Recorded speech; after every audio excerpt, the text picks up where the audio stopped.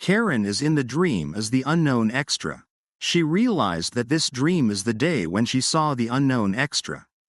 As she and Cherim were running to safety, Karen is perplexed on how it was possible for her to see what happened to the unknown extra when she first met them.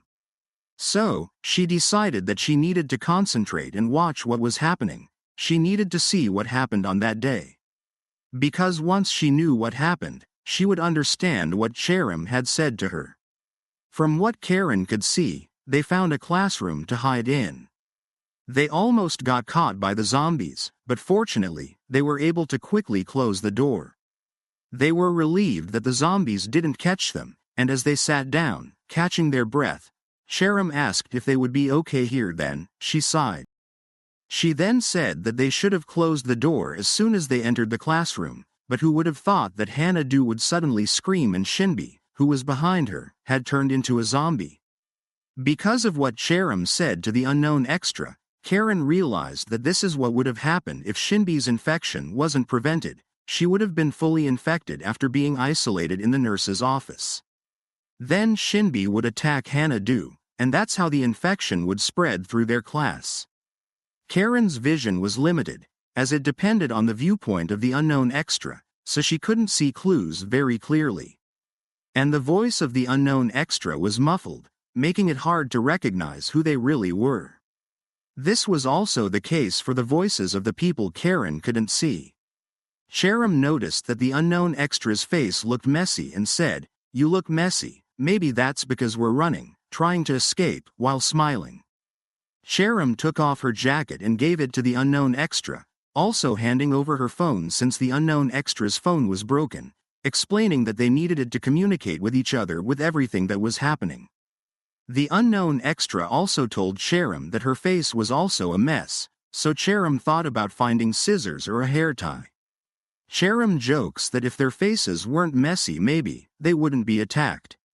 The unknown extra looked out the window, looking at the zombies, but Cherim covers unknown extra's eyes, then asks her why she was looking, and says that if they saw someone they knew, it would only hurt them.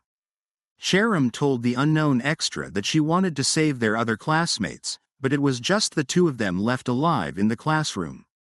Unknown extra replied to Cherim that they also saw it. There's so many bodies in the classroom. Karen wondered who's dead at this point. She remembers that Shinbi and Hana were infected. She also remembers seeing a broken beads of bracelet near a body, so that might be Mihui's body. Karen thought that Mihui being dead wasn't surprising because of how she had been acting from the start of this ordeal. Karen noted that the unknown extra was wearing Cherim's clothes when they met. While Cherim was searching the lockers, she told the unknown extra that they should go to the school shop to stock up on supplies and food. After that, they would look for their other classmates who had left their classroom and regroup to escape the school. Cherim found a scissors and cut her hair so it wouldn't be a hindrance while moving.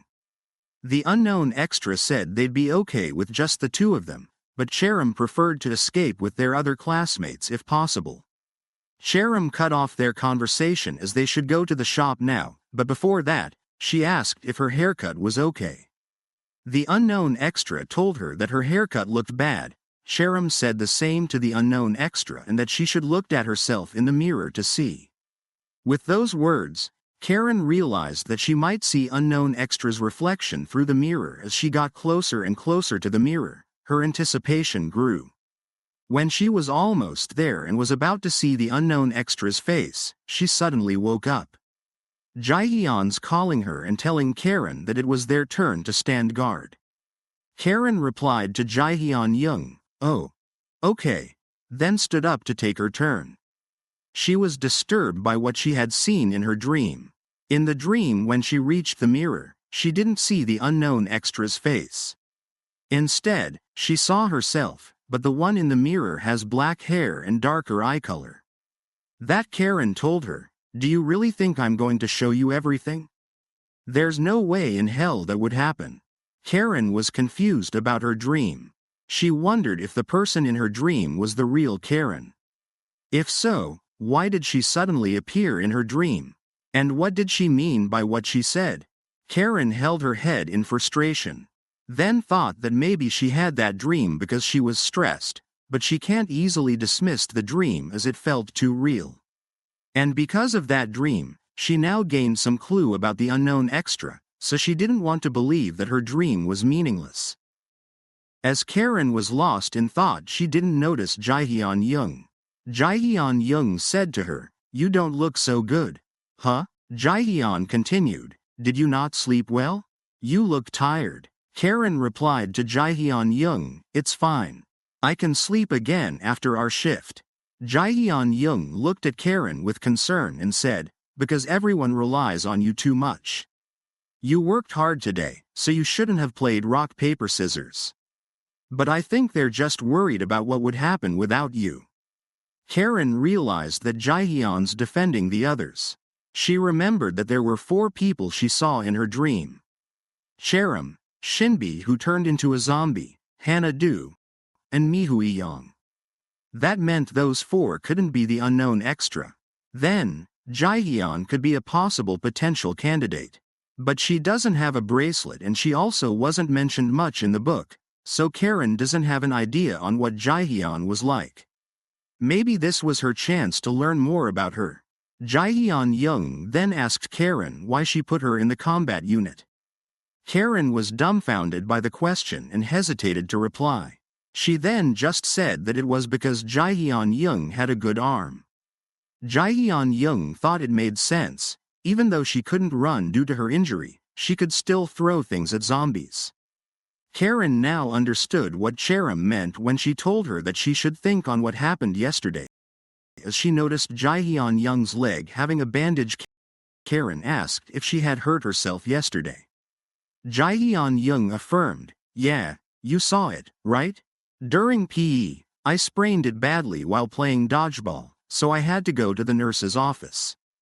That's why I'm curious why you put me in the combat unit when I can't even run."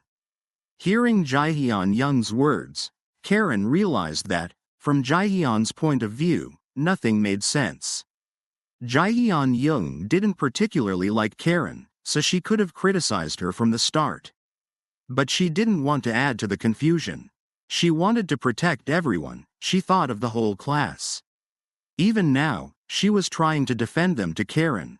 Karen thought, "She's nice." Jaehyun Young added that she had more questions. She asked Karen, "The way you speak is a bit unusual. Is that how people in the future talk?" Karen was surprised by the question and nervously said, "Isn't this how all students talk these days?" Jaehyun Young said, "Since we're both students, I'm not sure. But sometimes, I have difficulty understanding you." Karen agreed and turned away, blushing in embarrassment. She cringed in shame, realizing that she overdid pretending to be a student at the start of the semester, which probably made her seem even weirder.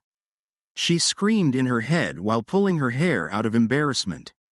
Jaehyun Young asked Karen what she did in the future after apologizing for asking so many questions. Karen asked back, "What?" Jaehyun Young clarified, "I thought you might know.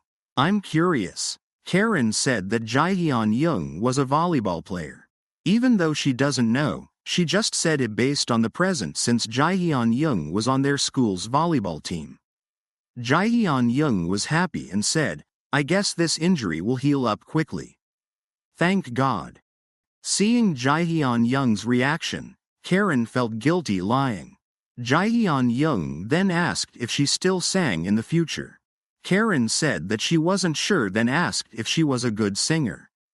Jaehyun Young replied that she had written songs and uploaded them on MeTube. Jaehyun Young pulled out her phone and earphones and said, "I have a track here. Want to listen?" Karen agreed and took an earphone. As they listened side by side, they watched the moon.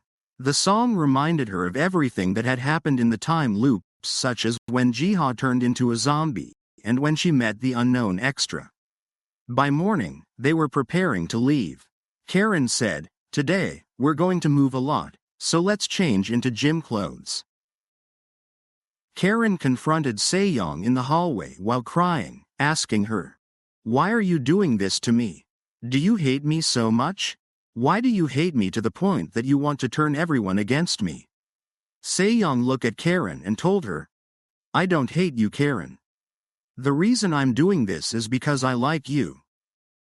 Se-young had a lot of things, such as wet wipes, mouthwash, and dry shampoo. Jinwei Choi asked Se-young if she could spray a little face mist on her bangs. Se-young agreed and even asked the others if they needed a hair straightener. Karen looked at them while holding her phone. Shinbi and Cherim saw her, so they asked what she was doing. Karen said she was just checking their class group chat, but the truth was, she was reading the novel because she wanted to check something. Karen thought that Ma Yuri's overreaction was odd. Was her character really the type to act rashly in such situations? She checked the novel even though Yuri had already left. Because if the loop restarted, she could use the important information in the next loop. As she read again, Karen realized what Rina wanted. She thought it would be easy to give Rina what she wanted if they met again, and that way, she could win Rina over. Karen hoped that she would see Rina again. Aside from that, there were still many mysteries, the reason why the zombie outbreak happened, and why that Karen appeared in her dream. She then looked at the bite mark on her hand that wouldn't disappear. She wondered if these were all connected. As Karen scrolled through her phone, she saw another novel titled, He Was Tasty.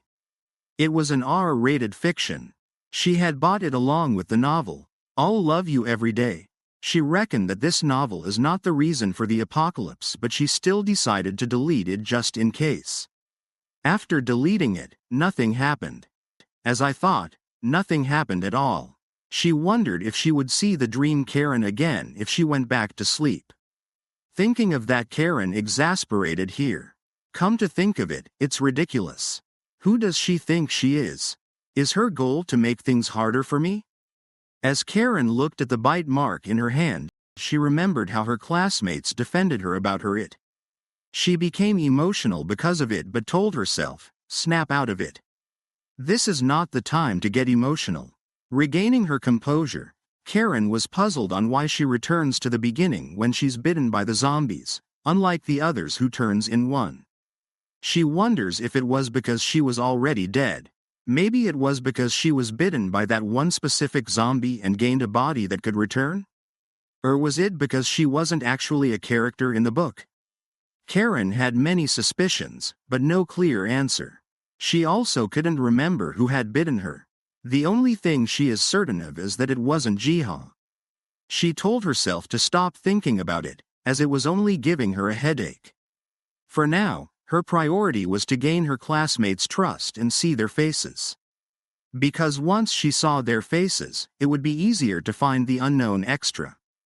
Karen wore her gym jacket, then called all of her classmates on the front and asked if everything was set. They told her yes. She told them that the reason she gathered them all is so that they could discuss their strategy. Karen writes on the board titled, Operation Move to Shop. It listed 3 teams. The reason they need to divide the group was because it was too dangerous for all 13 of them to move all at once. Karen wrote again. Team 1, shop. Team 2, search first floor. Team 3, stay in the classroom. Then she said, I think this is okay. What do you guys think? One student asked, Are you sure about going down to the first floor? Yuri told us not to go there. Karen replied, To escape, we either need to go to the upper floors or downstairs. So at the very least, we need to check it out. If it gets dangerous, we'll evacuate immediately. Shinbi said she wanted to join the first floor team. Mihui, on the other hand, wanted to join Karen's team, and Karen agreed. One person raised their hand and said they wanted to join Karen's team as well. It was Se-young Jin. Karen was shocked when she saw this. She thought, my goal is to see everyone's faces. To achieve that, I need to do certain things. Se-young Jin. If Rina's song was messed up, then Se-young Jin was more like the villain of the story. Basically, she was a monster who had gone absolutely crazy for love. From the start of the semester, She was the one who began bullying Karen and was the main obstacle between Karen and Jiha. Se-young Jin was the thorn in Karen's side, and the reason was her obsessive love for Karen. Karen was terrified, wondering why every online novel always had a character like this. Because of how uncomfortable she felt around Se-young Jin, she never wanted to open up to her, ever. With the others, she couldn't see their faces because they hadn't opened up to her yet. But with Se-young Jin, it was the opposite. Karen don't want to open up to Se-young. She had already locked her heart against her and thrown away the key. She thought to herself, I never expected Se-young Jin to be so open-minded. Karen closed her eyes, readying herself to open up to Se-young, thinking, let's see, for the greater good, I'm going to keep an open mind and bring you along. Then, Karen smiled at her and said, okay, Se-young, let's go together.